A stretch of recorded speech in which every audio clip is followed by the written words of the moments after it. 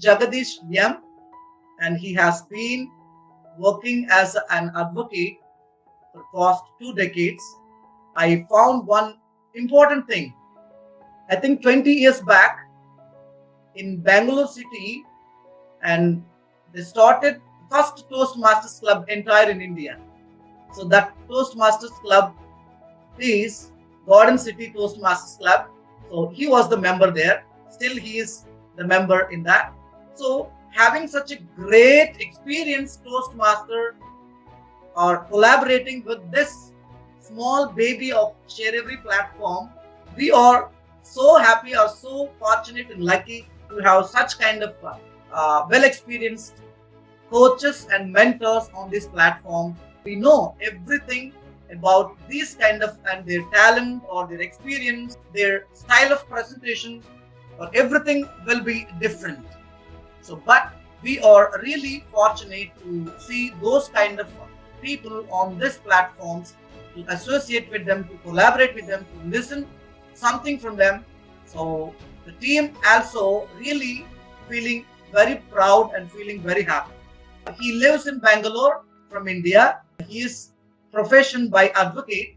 Simultaneously, he as a member, and also he got high rank in Toastmasters, that is Distinguished Toastmaster. So thank you, sir. We feel very happy to see you in today's meeting as a guest as well as the presenter in Schedule 5 in the first meeting. Thank you, sir, and over to you. Happy Friendship Day. What a day to start with sharEvery on a Friendship Day with a lot of friends across the world. I'm sure I see people from India and out of India. It means a lot. It is said the joy of living is in the joy of giving. So I'm here to give my little bit knowledge about communication. If you see the article, the topic is Mad with Communication. Yes, what I meant is we're all here to make a difference with our communication. It's my honor to deliver a speech for this wonderful platform.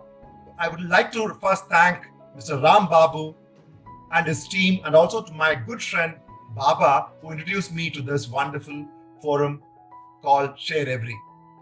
Today, we will see few things, four things. Number one is we will see what is communication. We'll also see what is the important points to make a difference in communication, that is MAD. And I'll give 2 speeches to see what I'm going to share, whether I implemented that in those speeches. And the 4th one is, as I said earlier, it's going to be interactive session. So as and when I go, you're almost welcome to stop, just raise your hand so that I can see. Then we will pause, get clarified, from there we go forward. I always believe that it should be interactive so that it becomes more fruitful. Otherwise, I might be communicating that too right now in an online platform. With the due respect, I do not know, are you listening to me? Are you with me? Which may not be appropriate. So it's always good. Please show your hand. I will stop there. I'll take your questions, give the answer. From there, we'll take it forward. Is it good? Can I have a thumbs up? Perfect. Thank you so much. So it is said, communication is most important skills you require for a successful life. Yes or no? Yes or no? Perfect. Yes. So if you see communication, there are majorly into 2. One is verbal, another one is non-verbal. As we all know, what we're going to talk about is verbal. Again, verbal is divided into 2. One is written, another one is speaking. If you want to be a good public speaker, we need few skills. That is what we're going to cover in today's session. So, to be a public speaker, it is said that you should have few P's as we go along, is 3P, BVPI. I'll repeat it, 3 P's, BVPI. If you have the 7 things, you will do wonders, in my opinion. This, I created it with my long journey with Toastmasters, I found that if we have this few things, we will do wonders. Just to say, the first P stands for planning. Second P stands for processing. Third one is presentation. And B stands for body language. V stands for vocal variety. Another P stands for persuasion. And the last one, I, stands for inspiration. Now, we will see each word for a few minutes. Then, I'll give a speech with this. I will have a question and answer wherein you will say, where did I use this 3P, BV, PI? All right. Then I also give another speech and will conclude. All right. The first and foremost is planning. Like our life, even a speech should be planned. If you see, I'm sure each one of you have listened to the news. What do they say? First, they will say the highlights. Then you will see the same highlight is being explained subject to point by point. Then they conclude it, which means opening, body, and a conclusion. So every speech should have a proper opening and a body and a conclusion. If you do not have a proper opening, body, conclusion, we may not communicate whatever we want in the given time with a given purpose. Now, we will see in depth what is OBC, which is opening, body, and conclusion. Opening means how you start the speech. Good evening, ladies and gentlemen. My topic is mad with communication. That is the opening. So if I say that, people will think, what is this mad all about? Because you have to create some suspense in your topic so that people think, I want to know what is this mad all about. So you have to create curiosity. That's called opening. Then the body. If you see now in today's speech, I said we will talk about 3P, BV, PI. That is the body of the speech. So we will go in depth, point by point, then we'll conclude what did we learn today. So I will say, yes, with this, you will become a wonderful public speaker. The conclusion should also be very uplifting and it should touch what you spoke about. So, to come again, the opening, body, and conclusion should be in connection with those things. It cannot be separate. I cannot say something which is totally irrelevant for the opening. Body cannot be totally irrelevant from that opening. The conclusion cannot be abruptly, cannot say, okay, thank you very much. No, what did I say? I have to say that whatever I said, come back to it and say, with this, you will do a wonderful job. All right. So planning also requires OBC. Then also we need to see what is the gathering I'm going to address. So you have to plan really well. Today, Mr. Ram Babu called me and said, we have teachers and professors and coaches and trainers. So I knew that this particular people are well read, they are well informed about communication. So I cannot talk something totally very, very basic. Then they may think, oh my God, I knew about this. Having said that, sometimes it's good to know as if for the first time. It is said, if you read a book for several times, each time you read a book, you get some nuggets from that. Similarly, we should change our state of mind when we hear a person. What is that I want to take out from this particular speech? What is it I want to take it from this particular session? We have to make ourselves come prepared with, okay, I'm going to take 1, 2, 3 from this session. Then when we conclude, we will cross-check I came with 1, 2, 3. Have I got it? You might have got all the 3. You might have got 1, you might have got 2. It all depends upon how we perceive it. So next, what is after planning is, it's very important, is the purpose. The speech should have a general purpose and a specific purpose. We will take the same example of today's session. What is the general purpose? What is the specific purpose? The general purpose is to address the audience about how to make a difference with the communication. That's a general. What is specific is, how can I at least share 1 or 2 points for them which they can implement in their speeches from now on, so that they can see a difference in their speeches. Are you all with me now? So there should be general and a specific. Otherwise, you will not have, that speech will not have a relevancy, or people will not get glued to your speech. So any speech should have a purpose. Again, it's all interconnected. As we saw earlier, the planning. When you plan, you also come to the purpose. Why I am speaking to this particular audience about this particular topic. Because sharEvery is a platform for communication, leadership, and English. This is what I could gather. So I thought, yes, communication is apt for this particular platform. Then also I knew that we do have a lot of people, they are communicating day in and day out. However, I do not know how many of us are giving public speeches. So I thought it is relevant that I might add value with my past experience, that you can be a better speaker as we go along. That becomes the purpose. The third P stands for presentation. How do I present? There are various ways of presentation.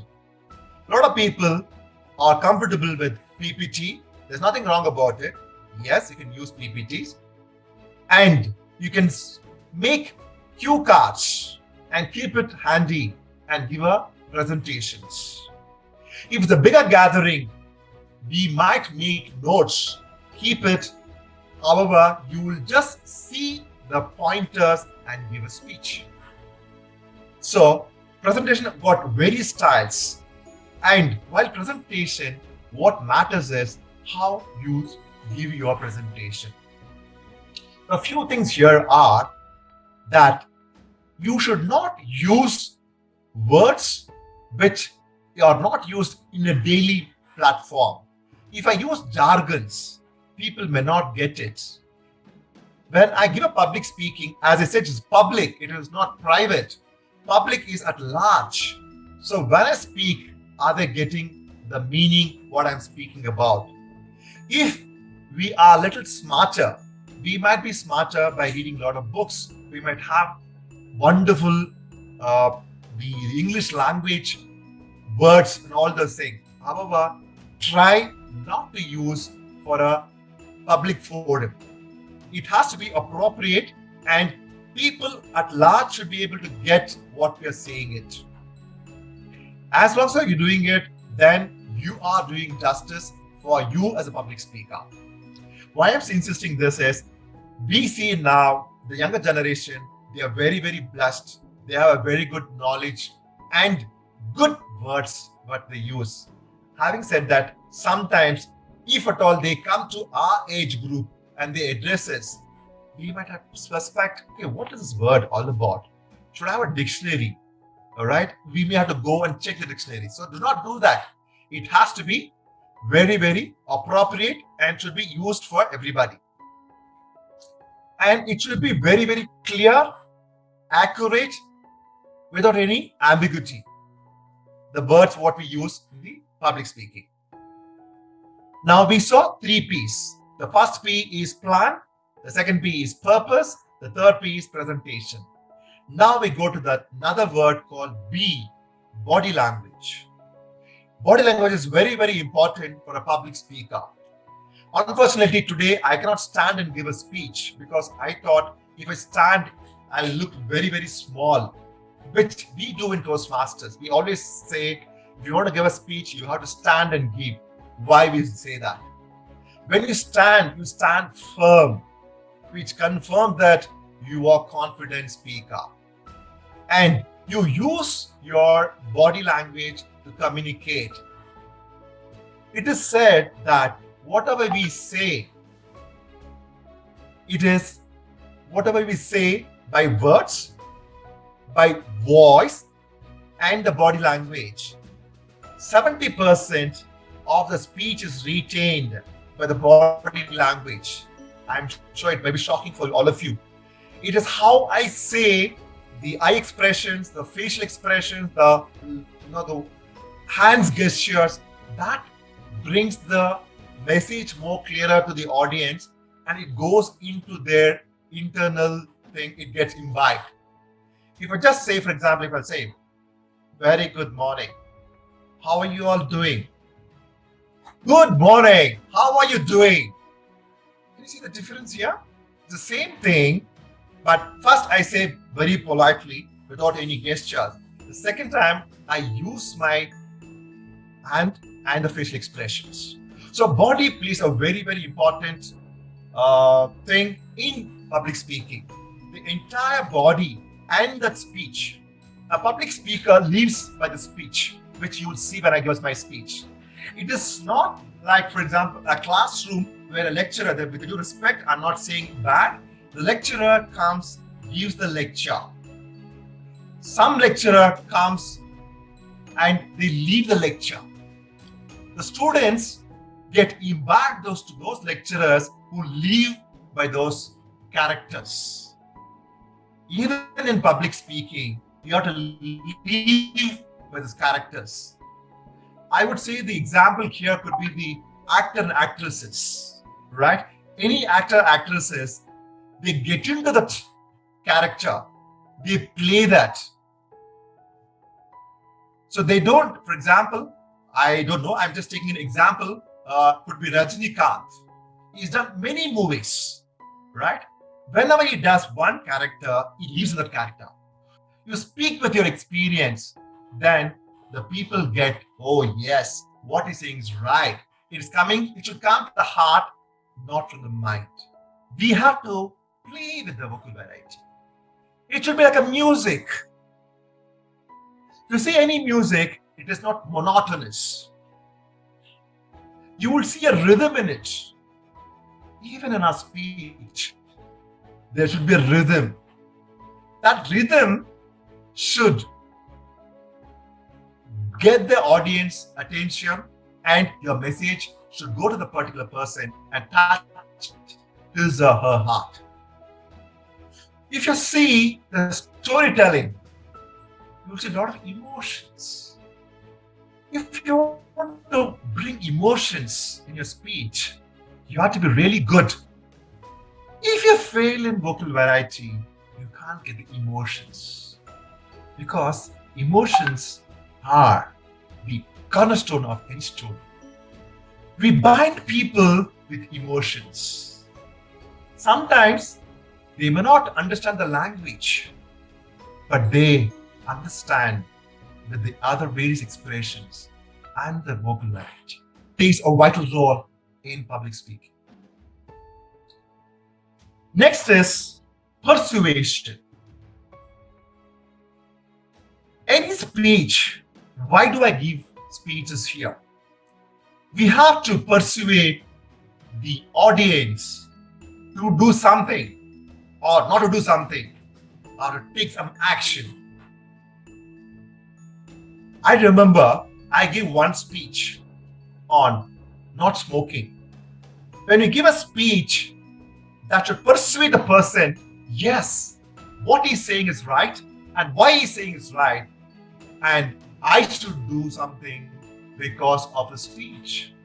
So which means that speech should have content which tells what is good, what is not good, why I should do that, why I should not do that.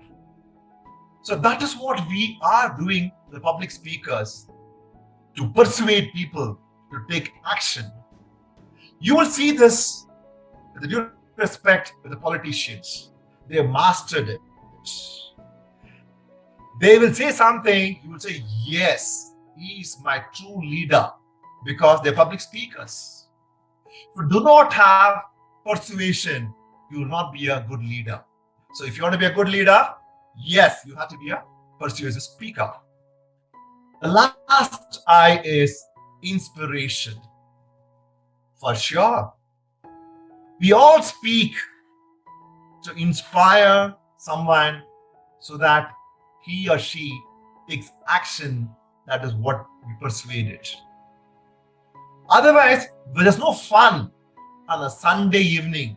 Could we spend time with the family members, or gone for a nice walk, or maybe had a functuous dinner in a restaurant. They're not chosen all those things. They chose to be here to listen to this particular person. Why? Because they thought that, can I take some inspiration from this particular speech? Yes. It becomes our duty as a public speaker, how can I inspire this audience? If we do not do that, we may not do justice for our speeches. To come back, so we saw 3 P's: B, V, P, I. So we saw the planning, we saw the process, the purpose, we saw the presentation, we saw the body language, we saw the vocal variety, we saw the persuasion, we saw the inspiration.